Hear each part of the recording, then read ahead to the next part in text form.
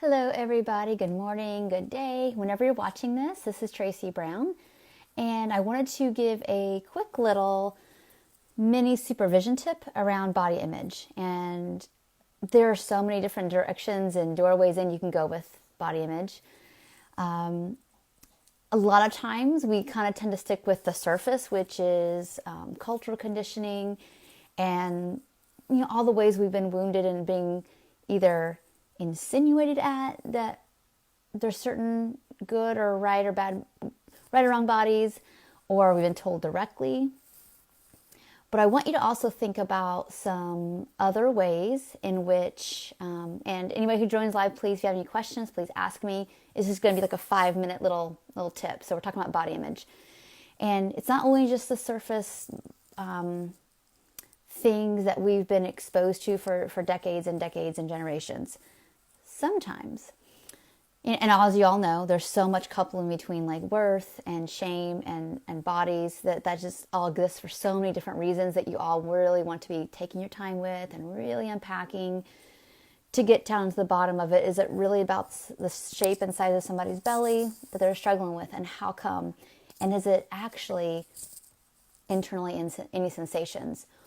Sometimes are they okay and sometimes are they not? And if you're having any discrepancies in that, then that's your doorway in. So make sure you're working on that.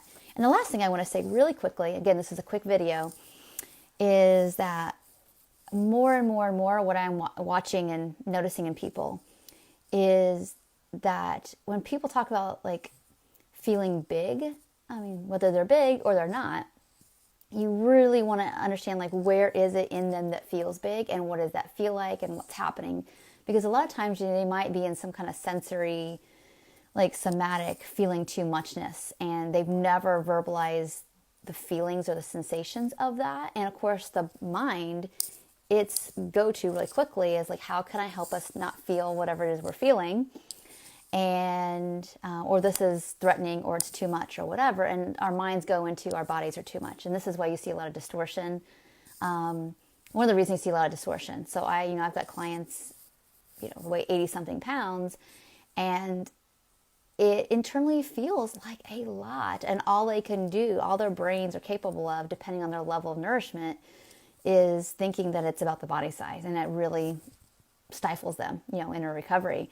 And this can happen in larger size bodies too, but it's really, really important that we help people. And you'll see the other end of the spectrum is that people can be really, really almost painfully sensitive to sensations. And then the other end of the spectrum are going to be people who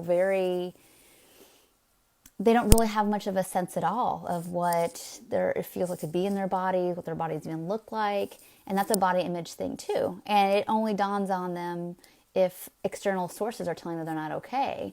And it's one of those things that there's a level of like sleepiness with being really attuned to what people look like and feel like. And then that can distort their sense of self as well. And so again, our brains, because our culture is so image-based and fat phobic, that it's like our clients' go-to is to blame the body.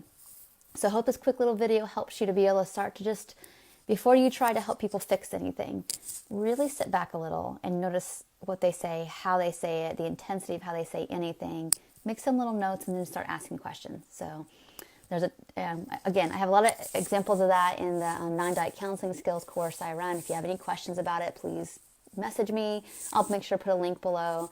That way, if anybody's interested, we'll be talking more and more about that and learning how to unpack it. In that course, we learn how to unpack at a deeper level.